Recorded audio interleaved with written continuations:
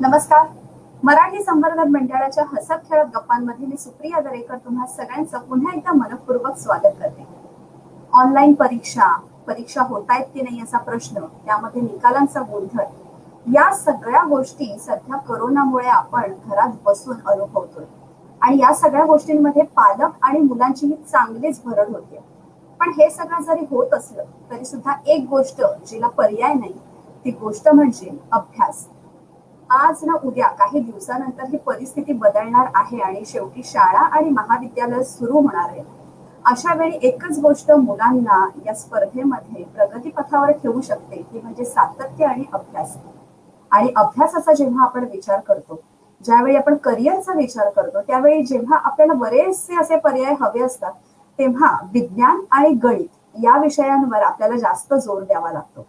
अर्थात गणित हा विषय असा आहे की तो बऱ्याच जणांना खूप आवडतो किंवा कोणाला अजिबातच आवडत नाही. पण ज्यांना तो विषय खूप आवडतो त्यांना तो पैकीत पैकी मार्क देऊन जातो. पण तरी सुद्धा गणिताची योग्य तयारी कशी करावी आज आपण ऐकणार आहोत इझी मॅथ्सचे संचालक प्रशांत कदम सर यांच्याकडून. सगळ्यात आधी मी सरांचं स्वागत करते. नमस्कार सर. नमस्कार मॅडम. नमस्कार सुप्रिया मॅडम. नमस्कार श्रोतू वर्ग. सर, तुमचं मराठी संवर्धन मंडळाच्या हसत खेळत गप्पांमध्ये मनपूर्वक स्वागत. आज आम्ही थोड्याशा गंभीर विषयावर बोलणार आहोत. अर्थात तो विषय म्हणजे तुमचा आवडता विषय म्हणजे गणित. सर, गणिताची सुरुवात करताना मला आधी म्हणजे तुम्ही तर आज आम्हाला बरंचसं मार्गदर्शन करणार आहात, बरेचसे पालक आणि मुलं ही मुलाखत पाहत सुद्धा असतील. पण या विषयाला सुरुवात करण्याच्या आधी मला तुम्हाला विचारावं असं वाटेल, तुम्ही या क्षेत्रात कसे आलात आणि गणितच का? सर्वात पहिल्यांदा चालू करण्यापूर्वी मी तुमचं पुन्हा एकदा धन्यवाद देतो तुम्हाला आणि मराठी संवर्धन मंडळाचे खूप खूप आभार मानून आणि तसेच आपले इथे जे लाईव्ह आलेले पालक प्रेक्षक वर्ग आहेत. असेल किंवा विद्यार्थी मित्र असतील किंवा प्रेक्षक वर्ग असेल त्यांचं सहर्ष स्वागत करून मी तुम्हाला आज काही जे टिप्स देईन किंवा काही जे तुम्हाला ऑनलाईन क्लासेस किंवा अभ्यास किंवा गणित याबद्दल बोलेन. तर please do not take it immediately personally. Just तुम्हाला याच्यातून काय फायदा होईल याच्याकडे लक्ष ठेवा आणि पुढे जाऊ. आणि आता जसं तुम्ही मला विचारलं तर मी या क्षेत्राकडे कसा आलो किंवा एकदम म्हणजे असं काही ठरवून शिक्षक व्हायचं वगैरे काही झालेलं नव्हतं. असंच मला असं वाटत होतं की लाईक आपण काहीतरी समाजासाठी काम करावं. जसे सैनिक असतील किंवा राष्ट्रासाठी काम करणारे शास्त्रज्ञ असतील, असं काहीतरी एक उराशी बाळगलेलं होतं लहानपणापासून. बरोबर. तर की अरे शास्त्रज्ञ व्हायचं म्हणजे तर खूपच अभ्यास करावा लागतो आणि ते एकलकोंड्यासारखं काम होतं. आणि जर का सैन्यात वगैरे जायचं असेल तर म्हणजे शारीरिक दृष्टीने एकदम भरपूरच काम करावं फिट लागतं. राहावं लागतं. फिट राहावं लागतं आणि तुम्ही एक बॉर्डरवरती जातात किंवा असं म्हणजे असं काहीतरी विचार यायला लागले. बट इन बिटवीन काय झालं माहितीये, एक व्हेरी इंटरेस्टिंग स्टोरी झाली. म्हणजे मला इंग्लिशमध्ये आपण कसं मराठी मीडियम मधून शिकलेली मुलं, very frankly I have learn from Marathi medium मधून. तर ते शिकल्याच्या छान. नंतर काय झालं, मला कुठेतरी असं वाटत होतं की आपण इंग्लिश खूप खूप छान बोलता आलं पाहिजे. कारण की मोठं झाल्याच्या नंतर इंटरव्ह्यू द्यायचे असतात वगैरे. तर जस्ट एका क्लासमध्ये गेलो की आम्हाला इंग्लिश शिकायचंय. तर त्याने आम्हाला सांगितलं की तुम्ही एक काम करा, उद्यापासून क्लासला या. आणि ज्या दिवशी मी पहिल्या दिवशी गेलो त्यांनी आम्हाला सांगितलं हे चॅप्टर शिकवायचंय. फक्त एवढंच माहित होतं की गणित येत होतं. आता ते मला शिकवायचं होतं आणि अच्छा, इंग्लिश मधून शिकवायचं. तुम्हाला शिकवायचं होतं. अच्छा. येस. तर आणि त्यांचा क्लास होता म्हणजे प्रॉपर क्लासरूम मध्ये मला ते शिकवायला सांगितलं. तर मी साधारणपणे आमची 12वीची परीक्षा वगैरे संपलेली होती आणि मी जस्ट शिकवलं. पण ते ज्यावेळेला मी शिकवलं तर इतका प्रचंड मला स्वतःला आनंद झाला. म्हणजे of course the delivery was very nice. आणि ते सर जे होते ते म्हणाले, तुम्हाला इंग्रजी शिकण्याची काहीच गरज नाही, तुम्हाला फार उत्तम इंग्रजी येते. हे बोललं अच्छा. आणि मुलांचा फीडबॅक तर असा होता की लाईक वाव. म्हणजे त्या क्लासमध्ये माझ्या अगोदर जेवढ्या पण लोकांनी शिकवलं त्याच्यापेक्षा हे वाव होतं. आणि मी फक्त 12वीची परीक्षा दिलेला मुलगा त्यांना ज्या वेळेला शिकवून इतकं सॅटिस्फॅक्शन देऊ शकतो, तर मला असं बरोबर. वाटलं की लाईक वाव, हे काहीतरी म्हणजे माझी स्किल वगैरे मला आत्मसमाधान असं देणारं. हा. आत्मीय समाधान टाईप होतं. आणि त्यानंतर काय झालं म्हणजे जसं लोक कसे इंटर्नशिप करतात काहीतरी एक कुठला तरी कोर्स केला बॅचलर झाले की मास्टर्स आणि त्यांच्या नोकरीच्या मध्ये एक इंटर्नशिप पिरियड असतो. तर सुदैवाने म्हणा किंवा देवाच्या कृपेने म्हणा मला पण एक इंटर्नशिप जी मिळाली ती क्लासेसमध्ये शिकवण्याचीच मिळाली. वा. तर या शिकवण्या करता करता एक खूप छान अनुभव यायला लागले. जे आपले स्वतःचे उद्दिष्ट असतात कुटुंबासाठी समाजासाठी ते सफल व्हायला लागले. बरोबर. आणि असं वाटायला लागलं की आपण अ, या कामातून जे आपण लोकांना देऊ इच्छितो किंवा जे आपल्याला समाजाला रिटर्न द्यायचे आहेत, ते खूप छान पद्धतीने देता येतो. आणि बरोबर. त्याचबरोबर इथे एक वेगळा मुद्दा पण मला स्पष्ट करावा असं वाटतो, की आपण जेव्हा समाजामध्ये कुठलं काम करतो किंवा विद्यार्थ्यांना शिकवतो, इट्स सिरियसली नोबल काम तर आहेच आहे समाजाच्या दृष्टीने. पण त्याचबरोबर जेव्हा आपण एखाद्या अडलेल्या मुलाला त्याचे जे तो गोंधळलेल्या स्थितीमध्ये असताना आपण त्याला मोटिव्हेट करून त्याला पुढचा मार्ग दाखवतो. तर बरोबर. त्याच्याकडून जे म्हणजे रिटर्न्स मिळतात ना, इट्स वॉव! वॉव! खरं. यू कान्ट खरं. बिलीव्ह. अक्षरशः माझ्या अंगावरती आता घुसबंब येतायत. But it is that that feeling is awesome feeling ma'am. बरोबर. त्याच्यानंतर असे बरेचसे मुद्दे मी सांगू शकतो म्हणजे एक तुम्ही ज्या कॉर्पोरेट्समध्ये काम करतात तर बरेचसे डबल ट्रिपल माइंडवाले लोक असतात आजूबाजूला. पण इकडे तसं नसतं. निरागस मुलं असतात, हसरे चेहरे असतात. तुम्ही दिवसभर काय अख्खा आठवडा तुम्ही त्यांना शिकवलं ना, तरी तरी पण तुम्ही इतकं एन्जॉय करू शकता तुमचं लाईफ. कधी थकवा असं वाटणार नाही. कारण की तुम्ही ज्या बरोबर. एज ग्रुपला डील करतात किंवा हं, ज्या हं, हं. पेरेंट्सला डील करतात, खरंच तुमच्याकडे इतक्या म्हणजे रिस्पेक्टेड नजरेने किंवा अ, म्हणजे त्यांना जे हवं असतं ते आपण जेव्हा देतो, तर ते तुम्हाला खूप चांगला रिस्पेक्ट देतात. रिस्पेक्ट बरोबर बरोबर. तुमच्या आर्थिक ज्या काही गरजा असतात त्या भागवतात. त्याचबरोबर आपण त्यांना जे देतोय, जे ज्ञान देतोय किंवा जो अभ्यास करून त्यांच्याकडून घेतो, हा ज्ञान म्हणजे मी तर परमेश्वर समजतो. ज्ञान हाच परमेश्वर आहे. ज्ञान हाच ईश्वर आहे. ज्ञान हेच दैवत आहे. मग त्याची आपण पूजा करतोय. सरस्वती माता, लक्ष्मी माता, गणपती मातांना वंदन करून आपण या मुलाखतीला सुरुवात करूया. नक्कीच. तुम्ही मला नक्कीच. खूपच छान प्रश्न विचारलात आणि अगदी गणपतीला स्मरण करून आपण नक्कीच. अर्थात सर, कारण शिक्षकी पेशा हा पेशा असा आहे की जो इतर सगळ्या पेशांना घडवत असतो. जी पायाभूत जी काही मुलांची जडणघडण आहे ते घडवण्याचं काम हे शिक्षक करत असतात. त्यामुळे शिक्षकांसाठी सगळ्यांच्याच मनात अर्थातच खूप आदर असतो आणि थोडेसे घाबरून सुद्धा असतो आम्ही शिक्षकांना.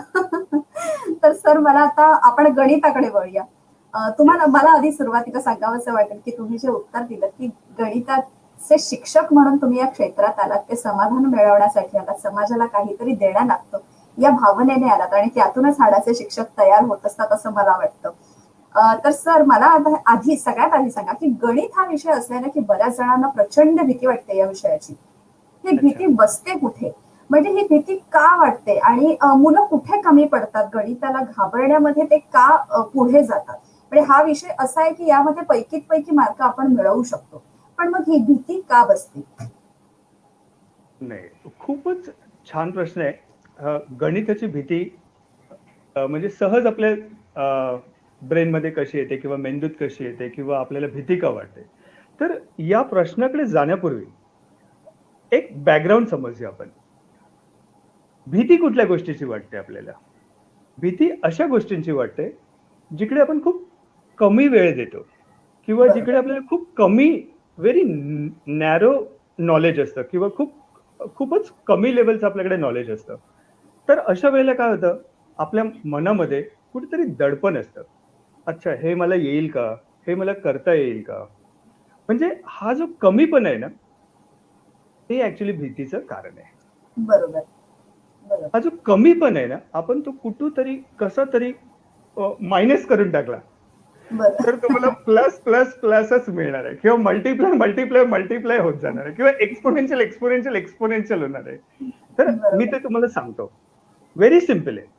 म्हणजे ही भीती घालवण्यासाठी काय करावं लागतं, तर आपल्याला सातत्य लागतं, प्रयत्न लागतं आणि नॉलेज लागतं. त्याचबरोबर चांगल्या शिक्षकांची खरं. शिक्षक तर नेहमी तुम्हाला चांगले असतातच तुमच्याबरोबर, पण स्वतःकडून एक जिद्द, कसोटी हे गुण तुम्हाला डेव्हलप करावे लागतील. नक्कीच. कसून बोलता नाही येणार सुरुवातीला, पण थोडासा प्रयत्न करणं खूप बरोबर, इम्पॉर्टंट आहे. बरोबर. आणि मला वाटतं खूप लवकर थोडंसं सर सॉरी, तुमचा अजून एक मुद्दा इथे हां, अजून एक इथे हां. मुद्दा आहे. अजून एक इथे मुद्दा आहे. हे जी भीती जी डेव्हलप होते ना, तिथे अजून एक मुद्दा इम्पॉर्टंट हा असं असतो ना, आपली जी संगत असते, हं, हं. संगत असते ना, आता तुम्ही बघितलं ना, तर हुशार मुलांबरोबर नेहमी हुशार मुलं असतात. बरोबर, किंवा ज्या मुलांना भीती वाटते ना, त्यांच्याबरोबर जी भीतीदायक वाटणारी बरोबर. तशीच मुलं असतात. तर ही जी गती आहे, गती, संगती, त्याच्यामध्ये ही गती आहे ना, म्हणजे ते speed, it's depend on your सुसंगती असेल, संगत चांगली असेल, तर तुमची गती नेहमी चांगली असेल. तुम्हाला कधीच भीती नक्कीच, वाटणार नाही. आणि या नक्की. भीतीला ओव्हरकम करण्यासाठी मी बरेचसे पुढे सांगेन पर्याय, अच्छा. उपाय. वाह! वाह! वाह! नक्की, नक्की. सर मला आता असं म्हणावंसं वाटेल तुम्ही 8वी-9वी पासून गणित शिकवता. तर 8वी-9वी हा पाया आहे गणिताचा. पाया म्हणजे Yes. पाया तर खरं तर सुरुवातीपासूनच सुरुवात होते गणिताला. पण तरी सुद्धा जे काही पुढचं शिक्षण आहे, जे काही आपण हायर एज्युकेशन म्हणू शकतो, या सगळ्याची सुरुवात साधारणतः 8वी पासून होते.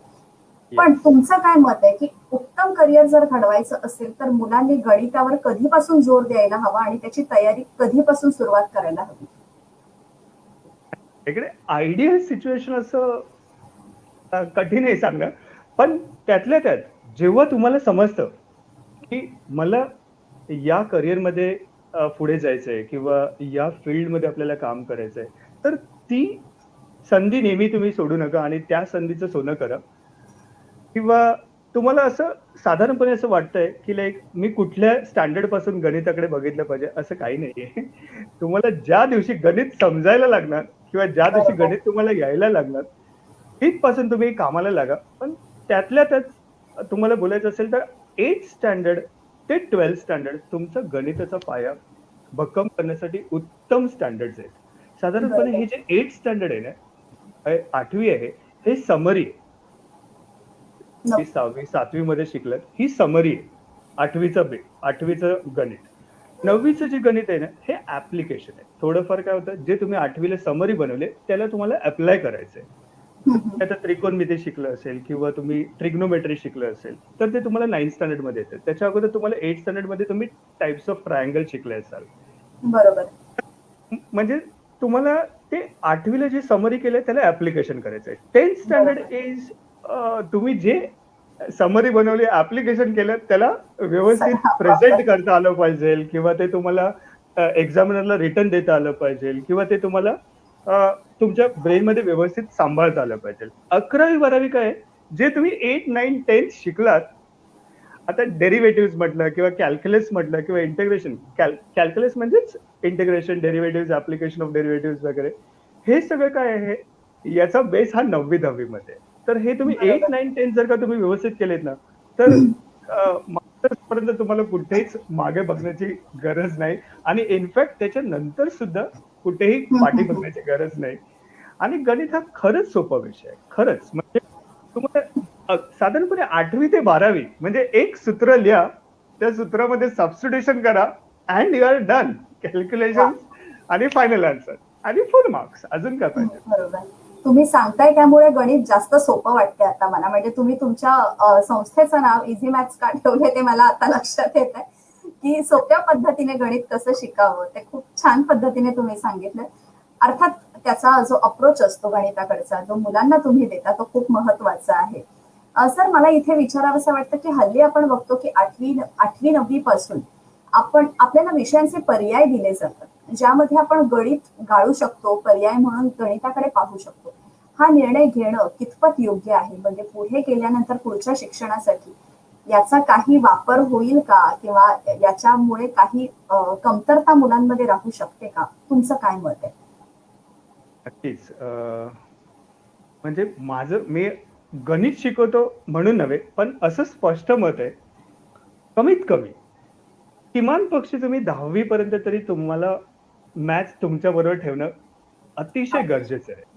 म्हणजे आता जे पर्याय आलेत, 8वीला तुम्हाला चान्स मिळतो, बरोबर. की तुम्ही 9वी-10वीला मॅथ्स सोडून द्या वगैरे. व्हेरी फ्रँकली काय होतं माहिती आहे, की लाइक तुम्हाला सगळ्या कॉम्पिटिटिव्ह एक्झामिनेशन द्यायचे आहेत. क्लॅट म्हणा किंवा जेई म्हणा किंवा कुठलीही स्पर्धा परीक्षा. इव्हन तुम्हाला सैन्यात जायचं असेल, आर्मीमध्ये जायचं असेल, नेव्हीमध्ये जायचं असेल, कुठलीही स्पर्धा परीक्षा आली, तर तिथे इंग्लिश आणि मॅथ्स हे 2 सब्जेक्ट नेहमी असणार आहेत. बरोबर. तर तुम्ही जर का 10वीला म्हणजे 10वीला तुमच्याकडे मॅथ्स हा सब्जेक्ट नसेल किंवा 9वी-10वीला तुम्ही हे गाळून टाकलं असेल, तर मग ते तुमच्या रिकाम्या जागा कोण भरणार त्या कॉम्पिटिटिव्ह एक्झामिनेशनमध्ये? बरोबर, तर बरोबर. ते तुम्हाला नेहमी अडचणीचं होईल.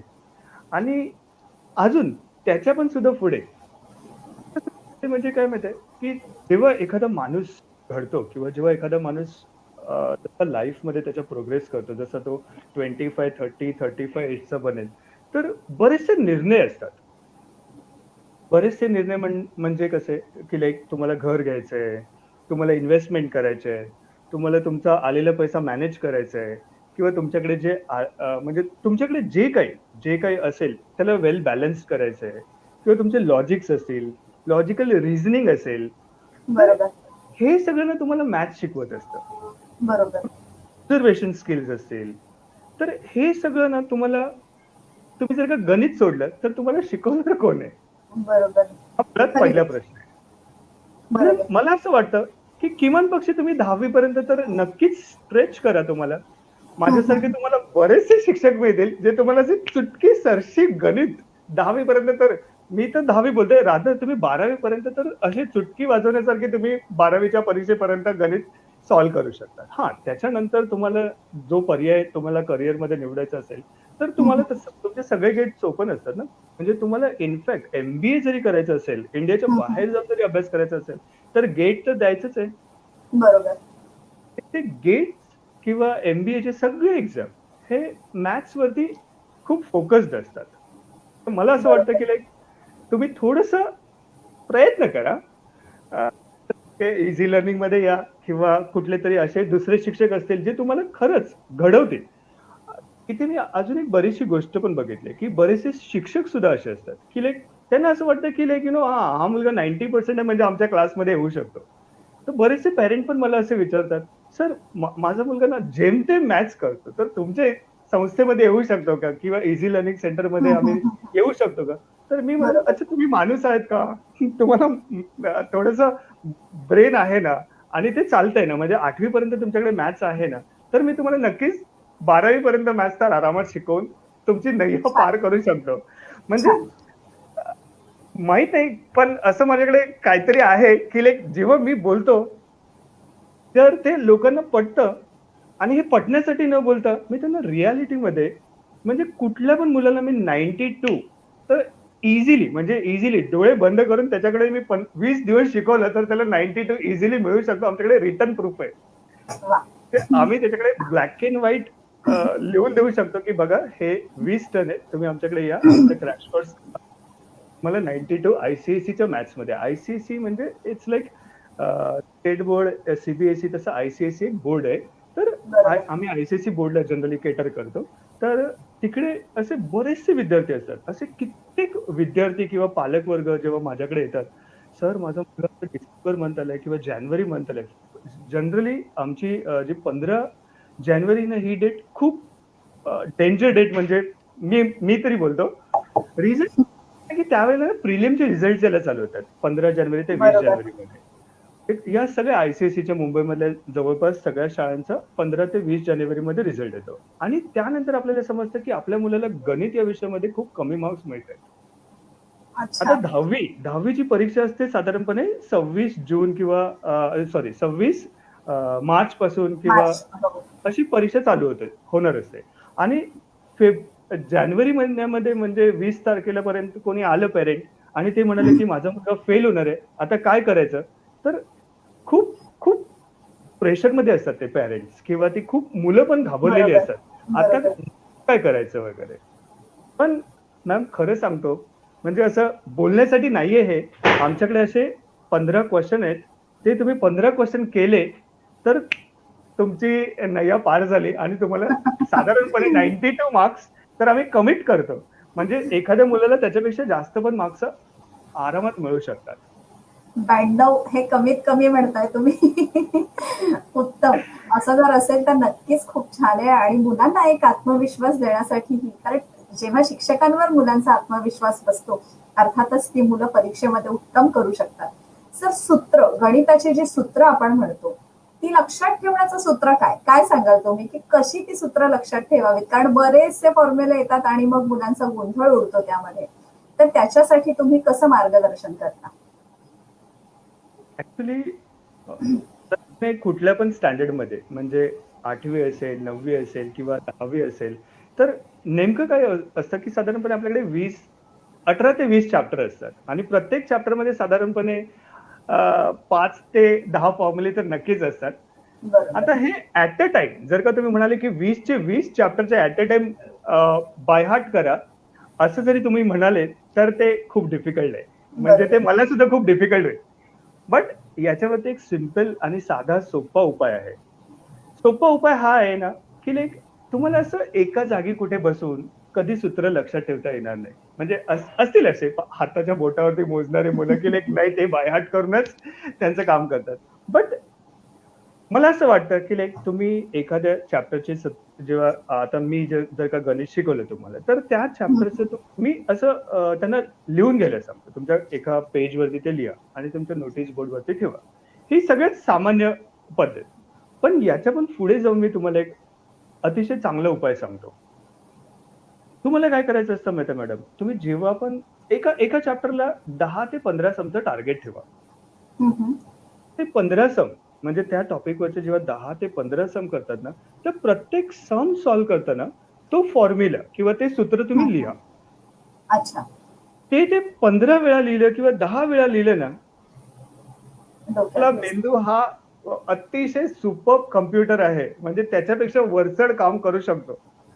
बरोबर. आणि त्या जर का लॅपटॉपला किंवा कम्प्युटरला जर का बनवणारा मेंदू एक सूत्र काय, असे हजारो सूत्र एका टायमाला तो त्याच्या म्हणजे मुठीत बांधून ठेवू शकतो किंवा त्या खरंय. मेंदूमध्ये आपण ठेवू शकतो. पण खरंय. हा, आता या लेवलला म्हणजे स्टुडंट लेवलला किंवा सगळ्यांच्या दृष्टीने पाहायला गेलं तर हे सतत लिहिणं म्हणजे प्रत्येक सम सॉल्व्ह करताना ते फॉर्म्युला लिहिणं हा आवश्यक घटक आहे. आणि मला असं वाटतं तुम्ही एकदा गिव्हन लिहिलं, त्याच्यानंतर फॉर्म्युला लिहिलं आणि त्याच्यानंतर सबस्टिट्यूशन केलं, तर ते दिसायला सुद्धा उत्तम दिसतं. बरोबर. आणि ते दिसण्यावरती न थांबता ते सॉल्व्ह करायला इझी वाटतं. आणि हे जे इझी आहे ना, हा इझीनेस एकदा तुमच्या आतमध्ये गेला, की बस तुम्ही राजे. मग तुम्हाला बरोबर. पेपरमध्ये काही येऊन दे.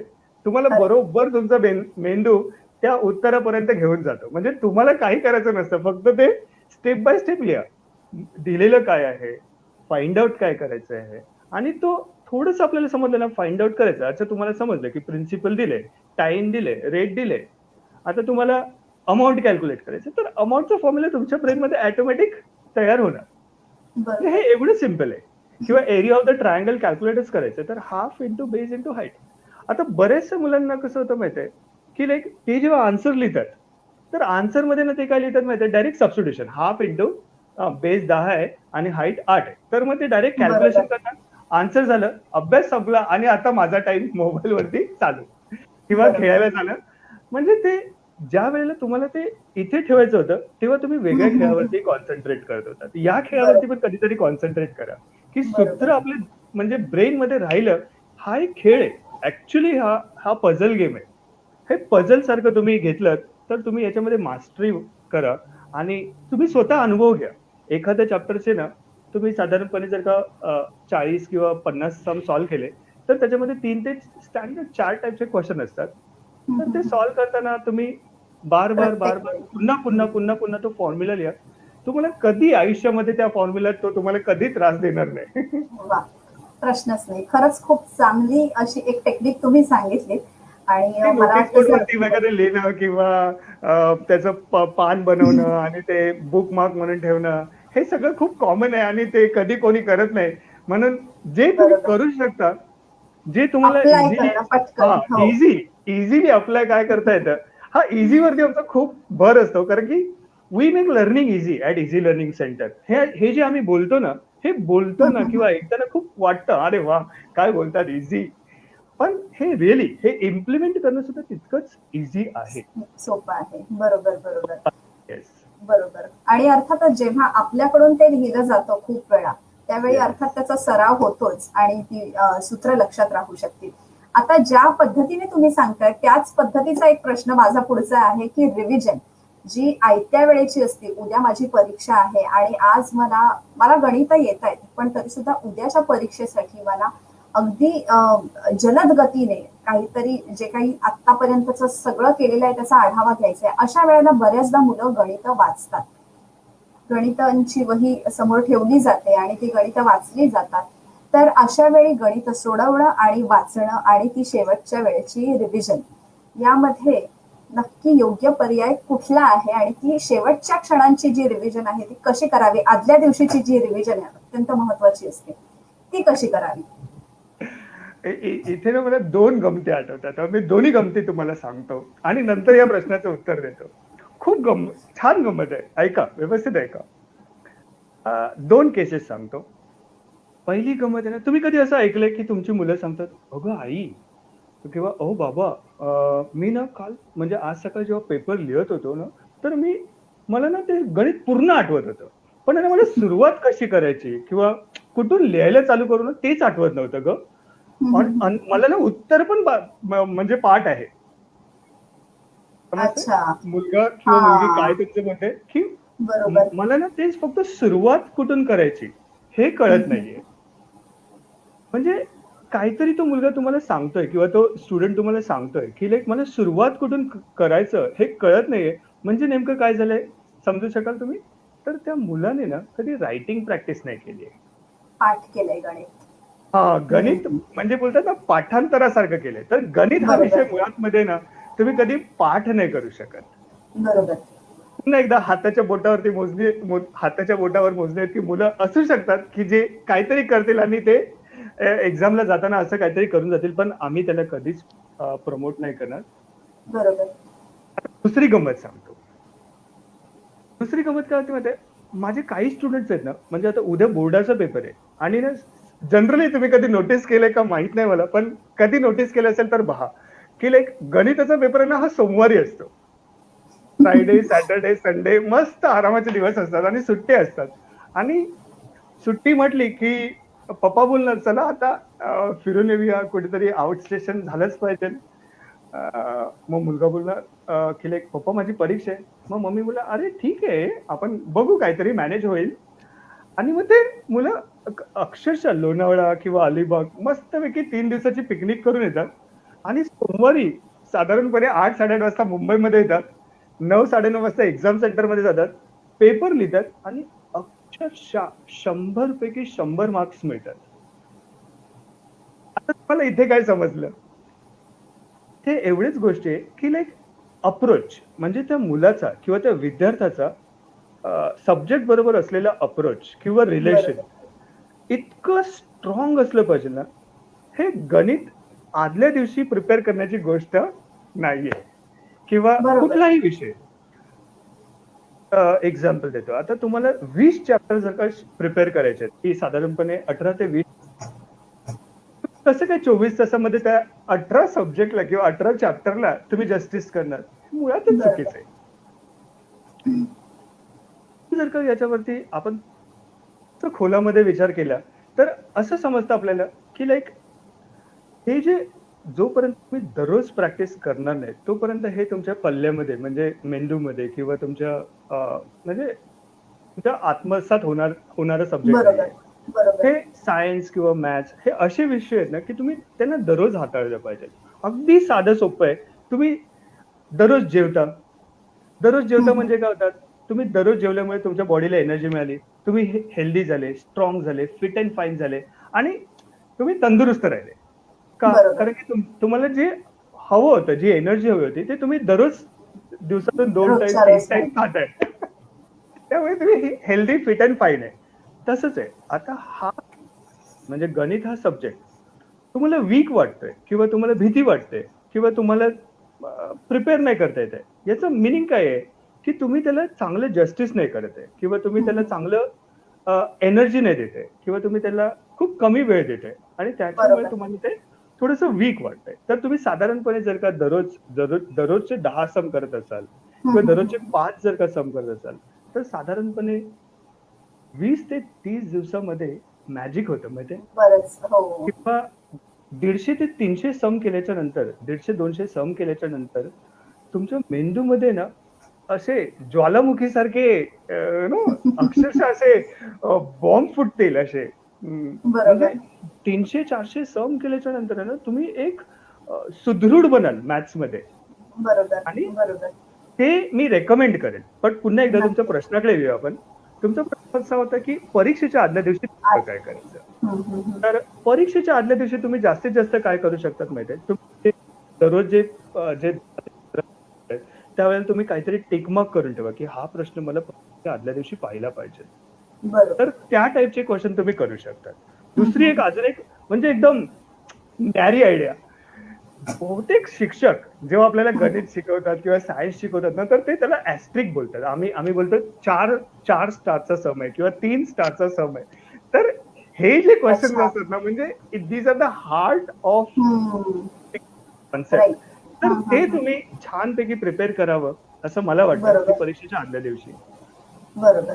आणि त्यातल्या त्यात जर का तुम्ही कधी लेक्चर बंक केलं असेल किंवा लेक्चर अटेंड केलं नसेल आणि तुमच्याकडे असे स्टार केलेले सम नसतील, तर अजून एक पण आयडिया आहे. म्हणजे जिकडे इच्छा आहे तिथे मार्ग आहे. तर अजून एक मार्ग सांगतो. साधारणपणे असं असतं ना की कुठला पण चॅप्टर सांगतात. मग मी तुम्हाला ना त्याच्यातले 4 किंवा 5 असे टिपिकल सम आपल्याला माहित असतात की या 4 समला केले ना किंवा या 2 समला केले ना तर पूर्ण चॅप्टर पूर्ण कव्हर धडा हो. बरोबर. पूर्ण धडा कंप्लीट होतो. तर असे सम तुम्ही आदल्या दिवशी तुमच्या हाताखालून गेले किंवा सोडवून. लिहून हा. काढले तर दॅट इज ओके. म्हणजे काहीच नाही तर ते एवढं तरी किमान पक्षी झालं बरोबर. पाहिजे असं मला वाटतं. बरोबर. म्हणजे अर्थातच मला इथे जर मुलं जर पाहत असतील हा कार्यक्रम तर मी त्यांना पुन्हा एकदा थोडक्यात सांगेन की रोजच्या रोज 5 ते 10 गणित रोजच्या रोज सोडवा आणि गणिताच्या परीक्षेच्या आदल्या दिवशी जे काही कठीण गणित आहेत ती तुम्ही सोडवून घ्या, जेणेकरून तुमच्या अख्ख्या त्या धड्याचं सार तुम्हाला मिळू शकेल आणि तुम्हाला सगळी रिव्हिजन एका झटक्यात होऊ शकेल. अर्थात त्याच्यासाठी सातत्य गरजेचं आहे. आम्ही याला 10 का दम बोलतो. 10 का दम. तर सलमान खान बोलतो ना बिग बॉस मध्ये 10 का हा. दम. हे 10 बरोबर. का दम आहे ना जबरदस्त आहे. म्हणजे एवढी पॉवरफुल ट्रिक आहे ना की हा हा हा. म्हणजे जेव्हा आमच्याकडे पालक येतात की सर माझा मुलगा जेमतेम मॅथ्स करतो तर तो 10वी पर्यंत पास होईल ना, तर आम्ही बोलतो तुम्ही आम्ही सांगितलेलं एक गोष्ट कराल ना आणि ही एक बरोबर. गोष्ट ही आहे बरोबर. की बरोबर. तुम्ही दररोज 10 सम कराल ना हा हा हा हा हा. की त्यांना हा रिव्हर्स म्हणजे आमच्याकडे हा बोलतात ना स्मॅश आहे. बरोबर. बरोबर. खूप छान. आता त्यांनी 10 का उठवलं हा 10 का दम त्यांनी जिथे तुम्ही उठवलं म्हणताय. हा सर बोला. सॉरी. या स्मॅशला तुम्ही उठवलं तर तुम्ही हा हा. कुठे पण ऑलिम्पिक मध्ये जाऊन खेळू शकतात. बरोबर. बरोबर. तेच आता तुम्ही जसं 10 सूत्री आपण म्हणूया की 10 गणित रोजच्या रोज सोडवणं म्हणजे हमखास यश मिळू शकतं. तर आता त्या 10 आकड्यावर येऊया आपण की 10 का दम 10वी ज्याची Yes. सगळ्या पालकांना आणि पालकांनी मुलांना दिलेली असते भीती. अर्थात मुलांकडे ती पालकांकडूनच येते. तर हे जे 10वीचं वर्ष आहे खूप महत्वाचं वर्ष आहे की ज्याला हल्ली नाही पूर्वीपासूनच एक माइलस्टोन म्हटलं जातं किंवा आपल्या करिअरची सुरुवात त्या वर्षापासून होत असते. तर या 10वीचा सराव कसा करावा? कारण त्यावेळी खूप अभ्यास अख्खं पुस्तक येणार असतं आपल्याला. रोजची 10 गणितं आहेतच पण त्याबरोबर इतर विषय सुद्धा असतात जे आपल्याला करायचे असतात. तर या 10वीसाठी काय खास मार्गदर्शन कराल तुम्ही? हा म्हणजे सगळ्यात फेवरेट क्वेश्चन आणि सगळ्या मुलाखत जेवढ्या पण मुलाखती दिल्या ना आजपर्यंत तर त्या सगळ्यात मध्ये कॉमन बरोबर. क्वेश्चन 10वीची तयारी कशी करावी. म्हणजे खरंच खूप सोपं आहे. मी बरेच याच्यावरती तर मी अख्खी मुलाखत या एका क्वेश्चन वरती करू शकतो. 24 तास बोलू शकतो आणि बट खूप सिम्पल आहे हे. म्हणजे 10वी असं काही बोलतात ना हे टॅग मधलं वर्ष असं बोलतात हॅशटॅग वगैरे लोक. तर हे असं काही नाहीये. याच्यामध्ये एक सिम्पल गोष्ट अशी आहे ना की आपण ज्यावेळेला प्रिपरेशन करतो किंवा जेव्हा आपण 10वी म्हणतो तर हे जे 10वी आपण म्हणतोय ना हेच मुळात तुम्ही पहिल्यांदा त्या मुलाच्या ब्रेन मधून काढून टाका काढून की टाका. तुम्ही जास्त हे 10वी करू नका. हा बाळा तुला अभ्यास करायचा आहे इथपर्यंत ठीक आहे. तुला भरपूर अभ्यास करायचा आहे इथपर्यंत पण ठीक आहे, आणि त्याच्या पुढे तुम्ही 10वी बोललात ना, तर मग ते माफ करा. अच्छा, तर ते तुम्हाला थोडंसं असं किचकट असं वाटू शकतं. तर मी असं पालकांना नेहमी सांगेन, की तुम्ही मुलांना सारखं असं 10वी असं नका बोलू. त्याच्यामुळे ना मुलांना थोडंसं असं दडपण येण्याची शक्यता असते, किंवा बरोबर. मुलं थोडीशी घाबरली, किंवा त्यांना माहित नाहीये ना, की म्हणजे 10वी नेमकं काय? आपल्याला सगळ्यांना माहित असतं, की 10वी आहे, 12वी आहे, मग बॅचलरचे माइलस्टोन्स आहेत. हे सगळे खूप इम्पोर्टंट माइलस्टोन्स आहेत. तर सिंपल गोष्ट काय माहिती आहे? तुम्ही दररोज प्रॅक्टिस करा. सतत, सततचं सतत जेवढं तुम्ही ठेवणार, तेवढी तुमची चांगली प्रॅक्टिस होईल किंवा तुमची तयारी होईल. एकदा का तुमचे सगळे धडे संपले, म्हणजे साधारणपणे सप्टेंबरपर्यंत तुम्ही टार्गेट ठेवा. ऑगस्ट, सप्टेंबरपर्यंत जर का तुम्ही, म्हणजे बोलतात ना, गणपती येईपर्यंत आपण मोकळे झालेले असले पाहिजे, की आपले सगळे धडे वाचून अच्छा. किंवा तयारी करून, किंवा म्हणजे त्याचं मूल्यमापन वगैरे आपल्या परीने आपण संपवलेलं असेल, अशी तयारी. सप्टेंबर पर्यंत. असं बरेच मुलं करतात. आता जेवढी अच्छा. पण मुलं आपल्याला असं ऐकिवत आहे ना, की जे जे 96 किंवा 98 किंवा जे स्कोर करतात ना, त्यांची सगळ्यांची सप्टेंबरपर्यंत तयारी बहुतांशी झालेली असते. तयारी झाली. वा. असे पुन्हा एकदा हाताच्या बोटावर मोजण्या इतके स्टुडंट असतील, की जे म्हणजे डिसेंबर, जानेवारीमध्ये पण, म्हणजे बोलतात ना, धोनी टाइप किंवा विराट कोहली सारखी बॅटिंग करून अ, अखेरच्या षटकाला एकदम मॅच टर्न आउट करणारी मुलं असू शकतात. त्याला म्हणजे नाही असं बोलता नाही येणार.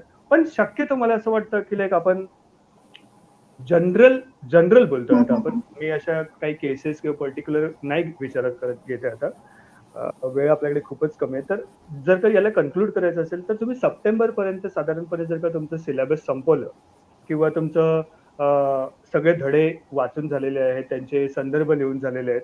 तर आता तुम्हाला सप्टेंबर ते नोव्हेंबरपर्यंत काय करायचं माहिती आहे? दुसऱ्या स्कूलचे, मागच्या वर्षीचे, किंवा काही पेपर्स अवेलेबल असतील, किंवा बरोबर. इंटरनेटवरती मागच्या वर्षीचे बरेचसे पेपर आता मिळतात. बऱ्याचशा वेबसाईट्स आहेत. तर त्याच्यामध्ये तुम्ही गेलात तर तुम्हाला ते मागच्या वर्षीचे पेपर्स मिळतील, किंवा बाजारामध्ये अशी बरीचशी पुस्तकं अवेलेबल आहेत, जे पेपर्स तुम्हाला अवेलेबल करून देतात. काही सॉल्व्ड पेपर असतील, काही अनसॉल्व्ड पेपर असतील, तर ते तुम्ही सॉल्व्ह करा अगोदर. बरोबर. त्याच्यानंतर काय होईल, साधारणपणे डिसेंबरपर्यंत काय होतं माहिती आहे, आपल्याकडे प्रिलिम एक्झाम्स येतात. तर त्या प्रिलिममध्ये ना खूप छान तुमचे षटकार लागतील, चौकार लागतील, आणि मज्जा येईल. याचं पहिलं कारण काय माहिती आहे? आजकाल अजून एक ट्रेंड डेव्हलप झाले. जर का आपल्याला माहित नसेल तर मी तुम्हाला सांगू इच्छितो. की बरेचसे पॅरेंट काय करतात माहिती आहे? नोव्हेंबर, डिसेंबरच्या दरम्यान आय-एस-सी किंवा आय-बी बोर्डकडे ॲडमिशन चालू होतात, आणि त्यांची जी ॲडमिशन्स असतात ना, ती या प्रिलिमच्या एक्झामवरती डिपेंडंट करतात, किंवा अच्छा. त्या त्या मार्क्सवरती तुम्हाला त्यांचं ॲडमिशन होऊन जातं. बरोबर. बरेचसे कोर्सेस आहेत इंटिग्रेटेड वगैरे 11वी-12वीचे, तर ते या प्रिलिमच्या मार्क्सवरती तुम्हाला स्कॉलरशिप्स अच्छा. मिळतात. म्हणून म्हणून का होईना तरी अभ्यास करा. बरोबर. बरोबर. त्यानंतर म्हणजे साधारणपणे जानेवारीमध्ये वगैरे तुमच्या प्रिलिम झाल्या, की 15 साधारणपणे फेब्रुवारी एंड पर्यंत किंवा मार्चच्या सुरुवातीपर्यंत तुम्ही मागच्या वर्षाचे बोर्डाचे पेपर असतात, 10 ते 12 किंवा 5 ते 6 प्रत्येक विषयाचे सॉल्व्ह करा नक्कीच. याच्याने काय होईल माहितीये, तुम्हाला बराच सराव होईल, रायटिंग प्रॅक्टिस होईल, प्रेझेंटेशन इम्प्रूव्ह होईल, तुमची टाइम अॅक्युरेसी इम्प्रूव्ह होईल. बरोबर. बरोबर. बरेचसे बरेचसे विद्यार्थी मित्र आहेत ना आपले, काय करतात माहितीये, अच्छा बोर्डामध्ये सांगितले 10 क्वेश्चन, तर आपण 10च क्वेश्चन करतो. पेपरामध्ये असतात 15 क्वेश्चन, तर ते वरचे 5 क्वेश्चन आपण एक्सक्लूड करतो, किंवा त्यांना आपण बरोबर. कन्सिडर नाही करत. तर बरोबर. मी त्या विद्यार्थी मित्रांना सांगेन, की प्लीज असं नका करू. 15च्या 15 क्वेश्चन्स, जेणेकरून उद्या माहित नाही आपल्याला आपल्या एक्झाम मध्ये काय येणार आहे करून. तुमची बरोबर. तयारी बरोबर. चांगली आहे. तुम्ही चांगले घडाल, तुम्ही चांगले बनाल, तुम्ही बरोबर. चांगले दिसाल, तुमचा रिझल्ट वाव मध्ये येईल. म्हणजे आपल्याला ना मुळामध्ये ना ध्येय माहित नसतं, आपल्याला पोहोचायचंय कुठे. तर बरोबर. त्यावेळेला काय होतं माहितीये, त्यावेळेला नेमकं असं होतं, की लाईक आपल्याला पोचायचं कुठे माहित नसल्या कारणामुळे विद्यार्थ्यांना माहितीच नसतं आपण अभ्यास का करतोय, किंवा मुलांना माहितच नसतं. मुलं नेहमी पालकांना विचारतात आपण का अभ्यास करतोय वगैरे. तर असे प्रश्न आपल्या डोक्यामध्ये येतात, किंवा इंटरनेटवरती आपला बराच टाइम निघून जातो. मग आणि नंतर आपले पेपर लिहायचे राहून जातात. मग आपल्याला टाइम मध्ये पेपर सॉल्व्ह करता येत नाही. मग असे सगळे बरेचसे निगेटिव्ह फॅक्टर्स असतात. बरोबर. तर बरोबर. त्याला तुम्ही आपण व्यवस्थित इझिली ओव्हरटेक करू शकतात. म्हणजे हं, जर हं, का हं, तुमचं हं. रायटिंग सराव असेल किंवा लिखाणाचं तयारी असेल किंवा सातत्याने तुम्ही लिहत असाल, तर तुमची हं, हं. ॲक्युरसी, प्रेझेंटेशन तुम्हाला समजतं. लिहिलं कुठे पाहिजे, लिहिलं कसं पाहिजे, रिझन्स बरोबर. कुठे लिहिले पाहिजे, सूत्र कुठे लिहिलं पाहिजे, फायनल आन्सर कसं लिहिलं पाहिजे, बॉक्स कुठे केला पाहिजे, हं, हं, हं, हं. ग्राफ कसा ड्रॉ केला पाहिजे, स्केल कुठे लिहिलं पाहिजे, डायग्रामला बॉक्स केलं नसेल तर काय होतं, डायग्रामला लेबल कसं करायचं असतं. म्हणजे बोलायला गेलं तर खूप आहे. बरोबर, तर अशा बरोबर. प्रकारे तुम्ही छानपैकी प्रिपरेशन करा. प्रत्येक चॅप्टरसाठी एक माइंड मॅप बनवा.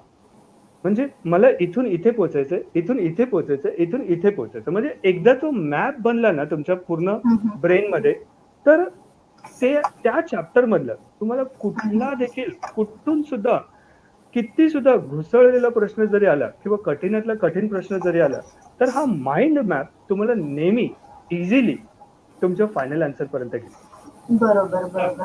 घवघवीत, सोन्यासारखं बरोबर. यश मिळेल.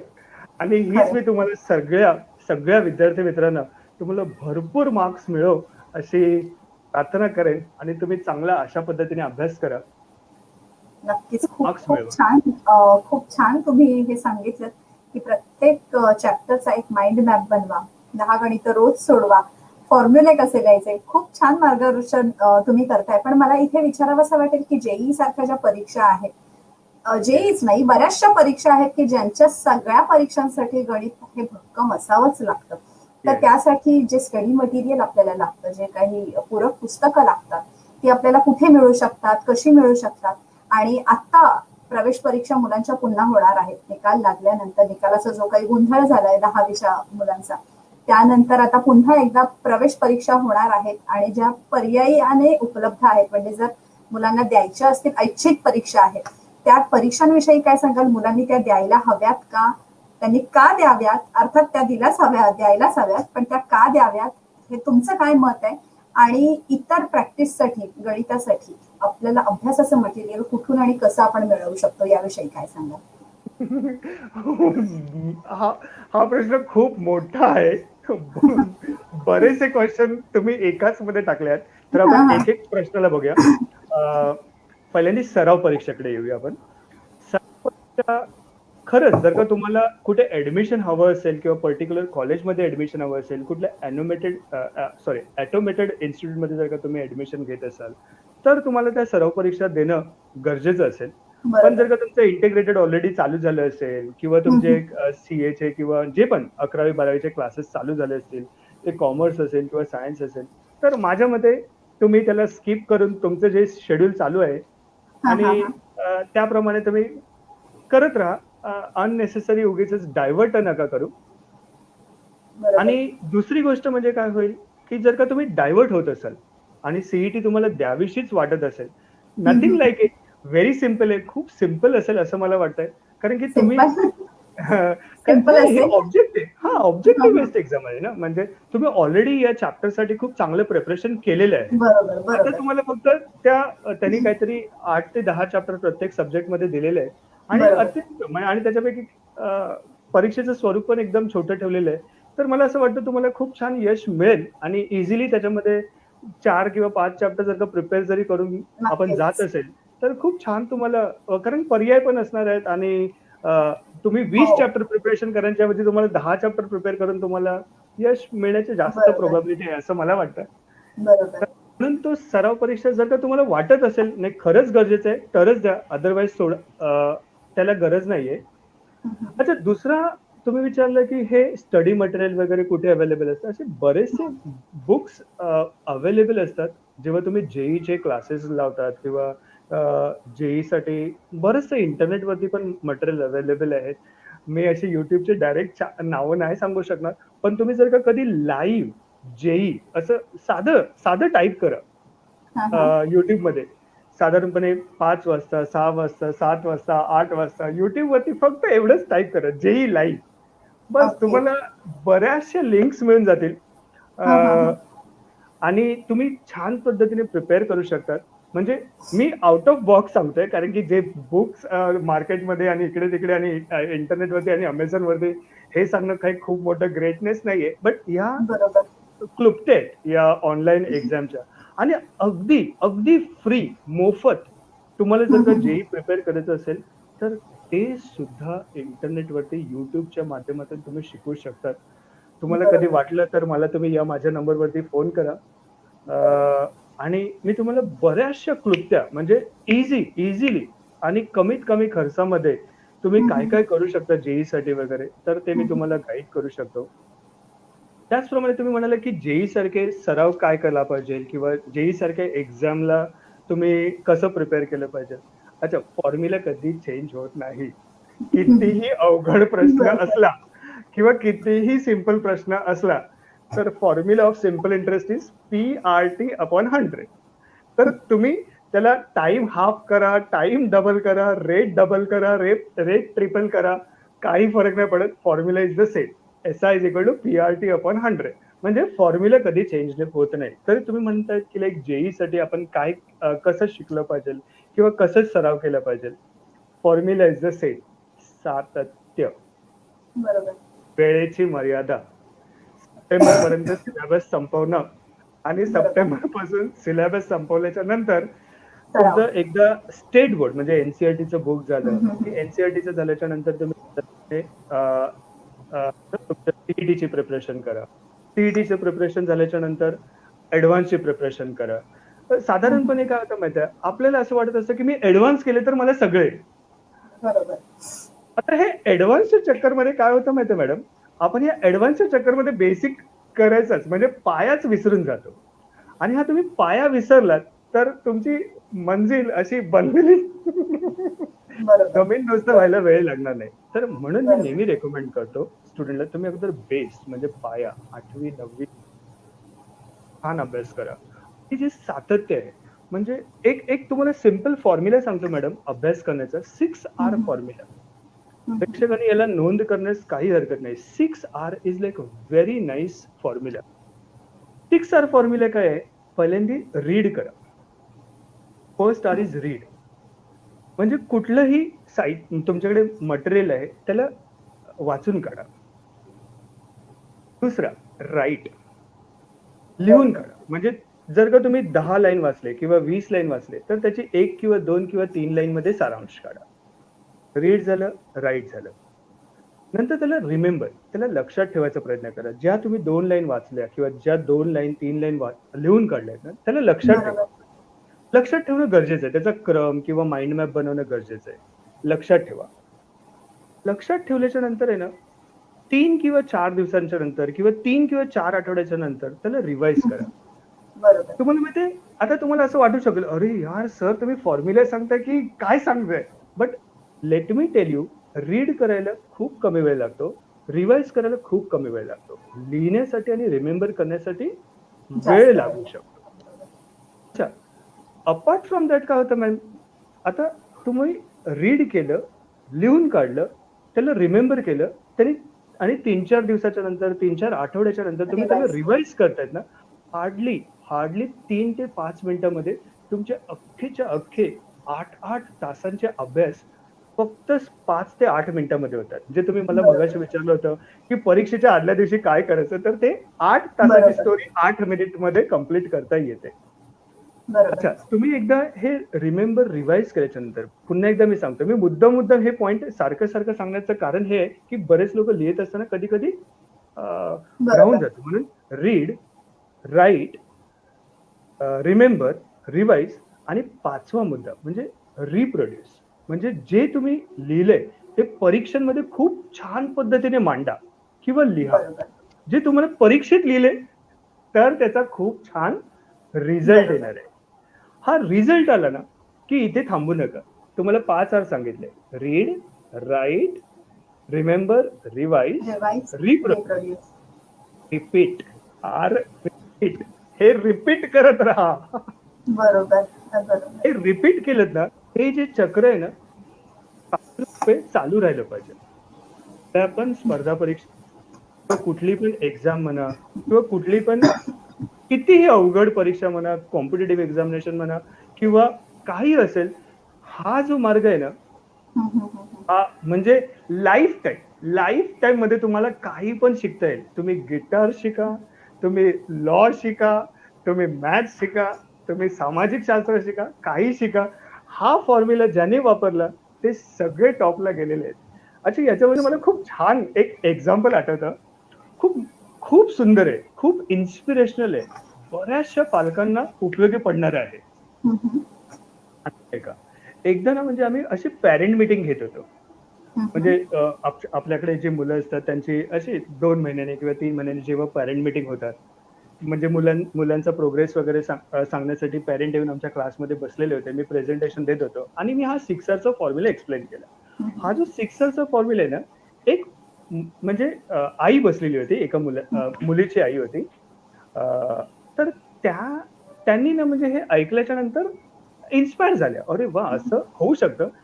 आणि she had left her studies in between. म्हणजे आपलं म्हणतात ना, की लाइक अच्छा. शिक्षण झालं, मॅरेज झालं, मुलं झाली आणि कुठेतरी एखादा सब्जेक्ट किंवा काहीतरी राहून गेलेलं होतं. म्हणजे त्यांना लॉची परीक्षा देता येत नव्हती आणि बऱ्याच काळापर्यंत ना ते प्रोक्रॅस्टिनेशन होत होतं. म्हणजे आज नाही, उद्या नाही, पुढच्या वर्षी असं प्रोक्रॅस्टिनेशन होत होतं.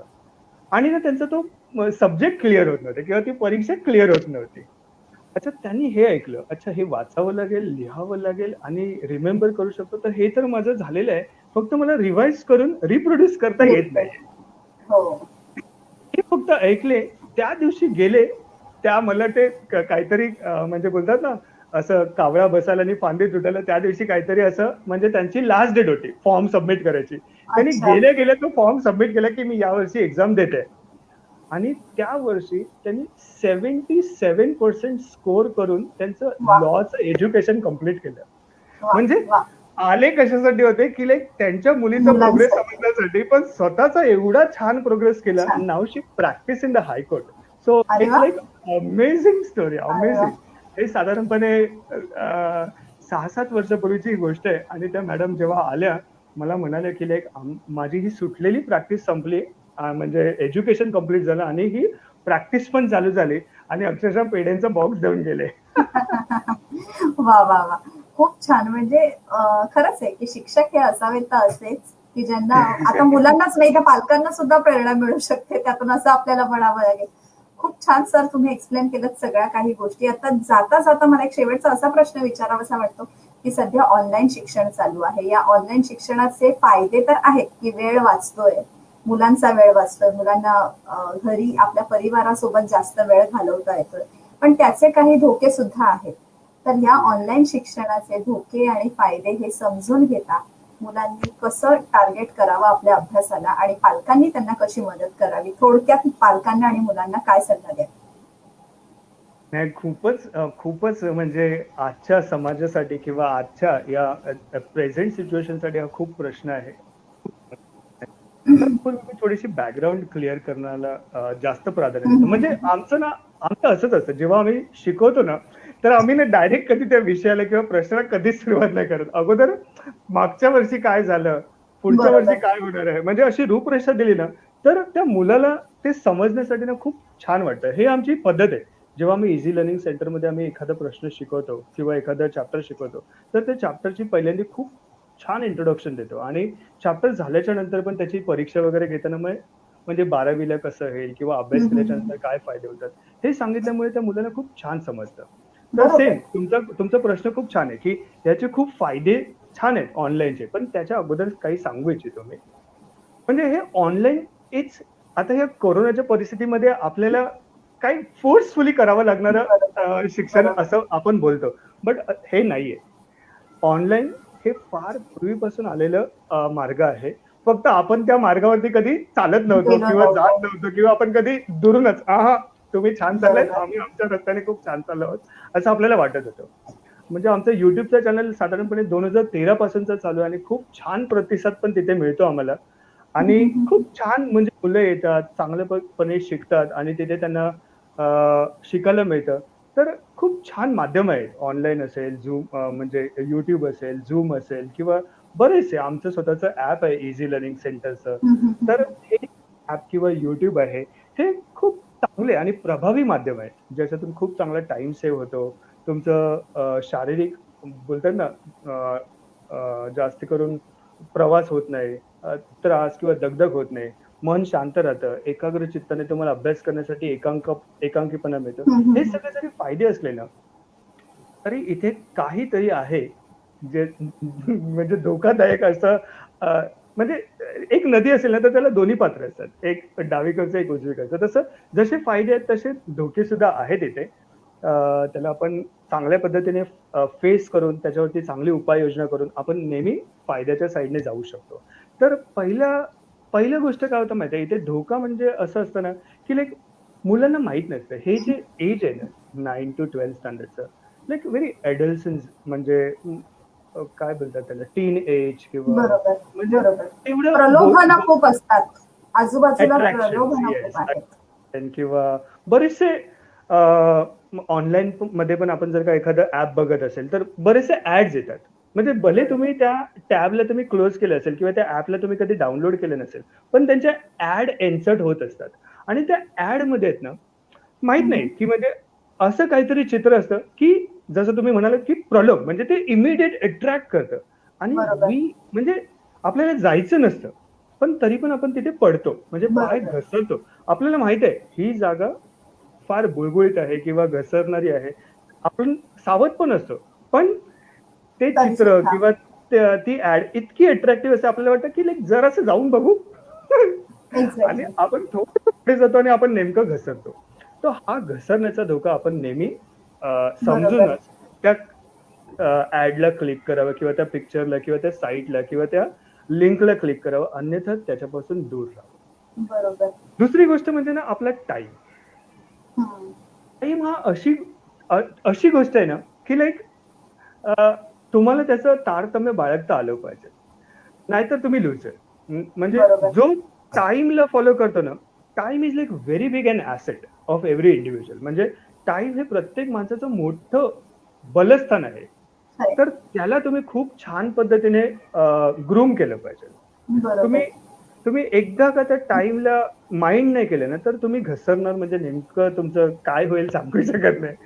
अच्छा, तर काय होतं माहिती आहे, आपण ह्या ऑनलाईनमध्ये अभ्यासाला बसतो आणि नेमकं ना त्यावेळेला काहीतरी टूट, टूट, टूट, टँग, टँग आपल्या मोबाईलमध्ये वाजतं आणि आपण डायव्हर्ट होऊन जातो. बरोबर आहे तर बरोबर विषय नेहमी लक्षात राहायला पाहिजे, की आपण हा मोबाईल किंवा हा लॅपटॉप किंवा हा आपला टॅब कशासाठी ओपन केलंय?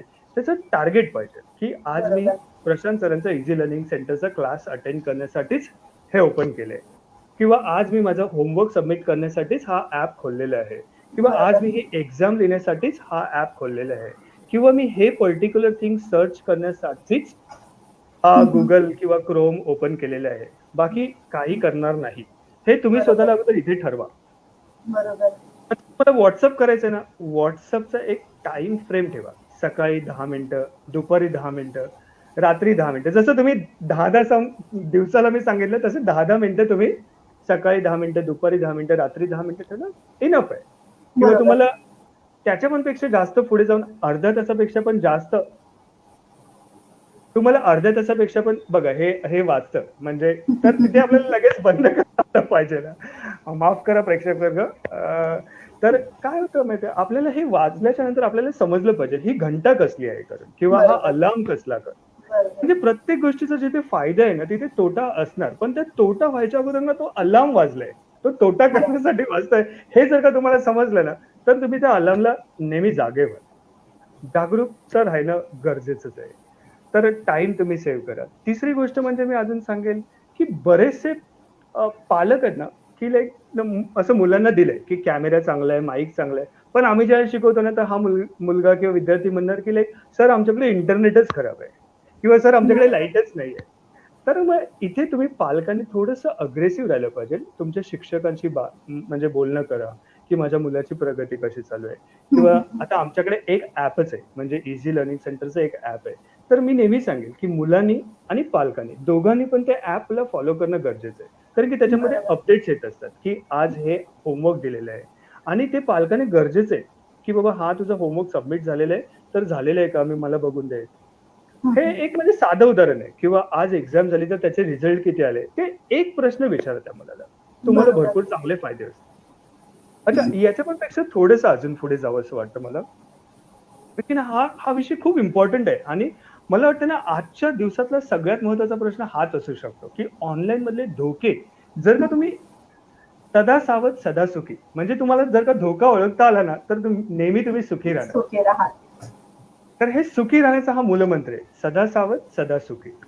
तर तुम्ही ज्या वेळेला एखाद्या मुलाने क्लास अटेंड केला ना, तर पालकांना मी एक विनंती करेन, त्या क्लास झाल्याच्या नंतर ना त्या मुलाला एक प्रश्न विचारायची नेहमी आदत, नेहमी सवय ठेवा. समजलं? ओके, बऱ्याच पालकांना समजलं नसेल, मी पुन्हा एकदा सांगतो. आज समजा गणिताचा क्लास झाला, किंवा आज समाजशास्त्राचा क्लास झाला, किंवा आज इंग्लिशचा क्लास झाला, किंवा आज हिंदीचा क्लास झाला, तर तो क्लास झाल्याच्या नंतर एक प्रश्न काही असेल त्या धड्यातला कुठलाही एक प्रश्न त्या आपल्या पाल्याला विचारायचा किंवा विद्यार्थ्याला विचारायचा. मुलाला कळतं की बाबा अरे आजचा क्लास मला अटेंड करणं खूप गरजेचं आहे. कारण की हे जे सोलोनेस आहे ना, म्हणजे एकटेपणा, हे बऱ्याचशा लोकांना हाताळता येत नाही. बरोबर. तुम्ही ऑनलाईन मध्ये एकटेच आहात ना, तुमच्या त्या रूम मध्ये किंवा तुमच्या खोलीमध्ये तुम्ही एकटे बसून तो अभ्यास करतायत ना, आणि माहित नसतं की असे प्रलोभनामुळे तुम्ही वाहून गेलेले असतात, आणि त्या मुलाला पण वाटत असतं वा आजचं, पालकांना वाटतं की माझ्या मुलाने छान अभ्यास केला, मुलांना पण वाटतं हा मी आज सरांबरोबर खूप छान अभ्यास केला. सरांनी त्यांचं काम कम्प्लीट केलं, बट मुलांनी त्यांचं काम कम्प्लीट केलं का, क्वेश्चन मार्क. बरोबर.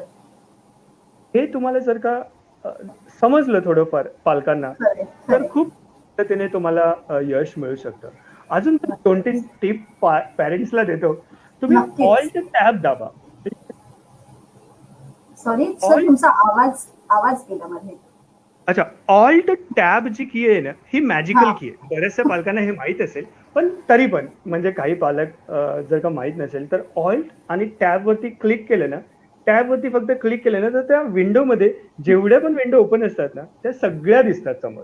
मग तुम्हाला समजणार की तुमचा मुलगा खरंच फक्त अभ्यास करतोय, की गेम वरती चालू आहे, की स्ट्रीमिंग चालू आहे, की युट्यूब चालू आहे, की म्हणजे अदर काही चालू असेल तर ते समोर दिसतं. Then you can close that. आणि अजून एक म्हणजे तुम्ही ज्या वेळेला मुलांशी बोलता की लाईक बाबा तुला आज हा एवढा अभ्यास करायचा आहे, तर तुम्ही त्यांना विचारा की आज शिकवलं तर तुला समजलं का, त्याचा अभ्यास केला का. आपण जर का विचारलं नाही ना, तर मुलं त्याला ग्रांटेड धरतात. बरोबर. ते ग्रांटेड व्हायच्या अगोदर आपण त्याला क्लोज करायला शिकलं पाहिजे. बरोबर. मला आज असं वाटतं की मी खूप वर्षांनी गणित शिकले. तर इथे म्हणजे नुसतंच गणित नाही, तर ऍज अ पेरेंट म्हणून, पालक म्हणून सुद्धा मला बऱ्याच गोष्टी तुमच्याकडून कळल्या, आणि नक्कीच मला सुद्धा त्यातून बोध घेता आला असं मी म्हणेन. खूप सुंदर तुम्ही गणितातल्या सगळ्या गोष्टी आम्हाला समजावून सांगितल्या. थोड्याशा प्रतिक्रिया आपल्याला आल्या आहेत, आपण त्यांच्याकडे आता वळूया. सर, वैशाली पंडित शेणे यांनी सांगितलंय की sir you are enjoying speaking on maths. Sonali Joglekar यांनी सांगितलंय की highly recommended Prashant sir, has great skills of handling students, very effective teacher. Sir, तुमचे गणिताचे सर कोण होते? तुमचे गणिताचे शिक्षक कोण? त्यांच्यामुळे तुम्हाला गणिताची गोडी निर्माण झाली, असा एक प्रश्न विचारलेला आहे मोनाली घाग यांनी. आणि त्यानंतर सगळ्यांना आवडलेली मुलाखत बऱ्याच जणांनी आपल्याला प्रतिक्रियांमध्ये कळवलेले. त्यामध्ये तुम्ही ऑनलाईन क्लासेस घेता का, असा सुद्धा एक प्रश्न आहे. अर्थात सरांच्या ऑनलाईन क्लासेस विषयी सगळी माहिती, त्यांचा फोन नंबर, त्यांचा इझी मॅथ्सचा ऍप आणि त्यांचं युट्यूब चॅनल, याची सगळी माहिती आम्ही तुम्हाला कमेंट्स मध्ये आता देणार आहोत थोड्या वेळात. सर तिथे अपलोड करतीलच. पण सर, थोडक्यात तुमच्या ऍप विषयी, तुमच्या चॅनल विषयी आणि तुमच्या क्लासेस विषयी तुम्ही पालकांना काय सांगाल? जर कोणाला तुम्हाला क्लासेससाठी अप्रोच करायचं असेल, तुम्हाला भेटायचं असेल, तर त्यांना काय सांगाल? नक्कीच. सगळ्यात पहिल्यांदी गुरुर् ब्रह्मा गुरुर् विष्णू तस्मै श्री गुरुवे नमः. तर माझ्या गुरूंबद्दल कोणीतरी विचारलं तर म्हणून मला बोलावं लागेल. म्हणजे ऑफकोर्स हा माझा खूप हृदयाच्या जवळचा प्रश्न असेल. आम्हाला शाळेमध्ये गणिताचे शिंदे सर नावाचे सर आहेत. म्हणजे अजून पण ते आमच्या शाळेमध्ये शिकवतात. मी अजून पण आमच्या शाळेमध्ये जातो आणि तिथे त्यांना म्हणजे आम्ही भेटतो, बोलतो वगैरे. असे बरेचसे शिक्षक होते. त्यातल्या त्यात आमच्या कॉलेजमध्ये आमच्याकडे वीणा मॅडम, ऍक्च्युली माझं शिक्षण झालंय BSc इन मॅथमॅटिक्स आणि MSc इन मॅथमॅटिक्स. तर सगळेच गणिताचे शिक्षक आहेत असं बोलावं लागेल. कारण की बीएससी मध्ये पण आम्हाला वीणा मॅम होत्या, नित्या मॅम होत्या, असे बरेचसे शिक्षक आहेत, ज्यांच्यामुळे मला या विषयांची गोडी निर्माण झाली किंवा ज्याच्यामुळे मला खरंच कळालं, अरे म्हणजे अपूर्णांक काय असतं आणि अपूर्ण लाईफ काय असतं. म्हणजे याच्यामध्ये खूप चांगली बरोबर. सांगड घालता येते आपल्याला. किंवा आपण बोलतो, की पूर्णांक म्हणजे काय असतं आणि पूर्ण लाईफ काय असतं, हे गुरुशिवाय तुम्हाला अजून कोणी सांगत नाही. तर मी नेहमी तुमच्या गुरूंना किंवा तुमच्या शिक्षकांना नेहमी, नेहमी देवाच्या दर्जावरती बघा. तुम्हाला खूप चांगलं यश मिळेल. म्हणजे मला तर असं वाटतं, की लाइक आपल्याकडे 3 ते 4च देव असावे. एक माता, दुसरे पिता, तिसरे आपले शिक्षक आणि चौथे म्हणजे जे कोणी तुम्हाला जे जवळचे वाटतात ते. बरोबर. म्हणजे काही लोकांना गणपती आवडत असेल, तर काही लोकांना कुठलेतरी दुसरे देव आवडत असतील, तर त्याच्याबद्दल माझं काही दुसरं दुमत नसेल. पण मला असं वाटतं, की पहिल्या 3 रँक तर कोणी चुकवता कामा नये. आपला गुरु बरोबर. हा म्हणजे माता हाच पहिला गुरु, पिता हाच दुसरा गुरु आणि तिसरा म्हणजे आपले शिक्षक हेच आपला तिसरा गुरु आहे, असं मला तरी वाटतं. म्हणून नक्कीच. वंदन करून गुरूंना आपण तुम्ही पुढे मला काहीतरी विचारलं, की आपल्या क्लासबद्दल तुमच्या सांगा. हां, तुमच्या क्लासेस बद्दल. हे इझी लर्निंग सेंटरचे हे क्लासेस आहेत, हे माटुंग्यामध्ये आहेत. सायन माटुंग्यामध्ये पहिल्यांदा सायनला सेंटर होतं, आता माटुंग्याला आहे. दादरमध्ये पण आपण क्लास घेतो. हे सरदार सायकल शॉपच्या लेनमध्ये किंवा अ, हे आर्ट सिटीच्या पाठीमागे. त्याच नंतर आपले इकडे पवईला आहे, भांडूपमध्ये आपण क्लास घेतो. तर असे बरेच अच्छा. जागी सेंटर्स आहेत आणि साधारणपणे 200-250 तर विद्यार्थी आपल्याकडे दरवर्षी येतात आणि वाह! सगळं फक्त माउथ टू माउथ पब्लिसिटीवरती हे सगळं काम चाललेलं आहे. तर मी या तुमच्या नेटवर्कच्या माध्यमातून किंवा या Facebookच्या मराठी संवर्धन मंडळाला पुन्हा एकदा आभार मानून मी त्या सगळ्या पालकांना हात जोडून सांगू शकतो, की लाइक थँक यू. तुमच्यामुळे आणि तुमच्या सपोर्टमुळे आणि तुमच्या कोऑर्डिनेशनमुळे आज ही संस्था अशी नावारूपाला आलेली आहे आणि आपल्याला हे जे घवघवीत यश किंवा आपल्या विद्यार्थ्यांना जे हे ज्ञान मिळतंय, हा ज्ञान जसं मी पहिल्यांदा म्हणालो, ज्ञान हाच देव आहे. तर आम्ही हे ज्ञानाचे पुजारीच बोलतो आम्ही, की लाइक आम्ही हे बरोबर. ज्ञानाचे पुजारी आहोत. तसेच तुम्ही पण आमच्याकडे आलेले ते म्हणजे बोलतात ना, की लाइक देवाला देव पण देणार कोण? तर त्या बरोबर. भक्तांशिवाय तर देव पण उपाशीच राहणार. तसं या पालकांशिवाय तर आम्ही उपाशीच राहू किंवा या विद्यार्थ्यांशिवाय तर आम्ही उपाशीच राहू. म्हणजे देव खरं. भक्तीचं भुकेलं तसे आम्ही या बरोबर. विद्यार्थ्यांचे किंवा शिक्षणाचे पालकांचे विद्यार्थी. आणि शिक्षणाचे बरोबर. आपल्या ॲपबद्दल. अच्छा, हे ॲप आहे ना आमचं लर्निंग सेंटरचं ईझी आय-सी-एस-ई. Androidवरती ईझी आय-सी-एस-ई करून ॲप आहे आणि iOSवरती असेल तर iOSवरती आहे आपलं ई-आय-एस डिजिटल करून ॲप असेल. मी याची लिंक थोड्याच वेळात पाठवतो. हो. आपली ही इंटरव्ह्यू झाल्याच्या नंतर आपल्या या चॅट हो. बॉक्समध्ये तुम्हाला मिळूनच जाईल हं, हं. नक्कीच किंवा माझ्या कमेंटवरती मी माझं क्लासेसचं जे काही असेल मटेरियल ते नक्कीच मी शेअर करेन. तर हं, हे हं. जे ईझी मॅथ्सचं ॲप आहे ना, तर अशा पद्धतीने बनवलेलं आहे, की लाइक समजा आमचे क्लासेसचे विद्यार्थी एखादं लेक्चर मिस झालं, तरी पण त्यांना ते पुन्हा एकदा रेकॉर्डेड क्लासेस बघायला मिळतात.